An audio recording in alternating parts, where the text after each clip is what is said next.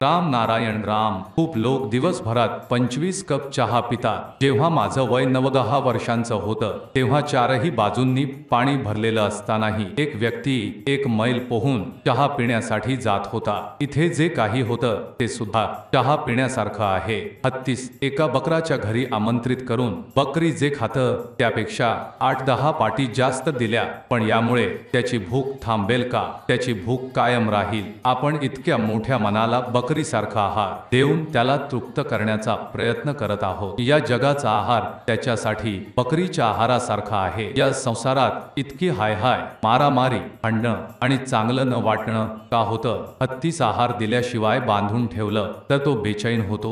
मनाच्या आहारात बाजार, हाय किंवा नोकरी नाही। पृथ्वीभरातील आहार दिल्यावरही ते एक क्षणात संपून जातं। मनाला त्याच्या योग्य आहाराची कमी दिल्यामुळेच समस्या, संघर्ष आणि हाय सुरू राहतात। यांचं येण्याचं दुसरं कारण नाही। मनाला काही काम नसल्यास ते बसूनच हेच काम करतं। हे अंतरंग संगत असं म्हणता येईल।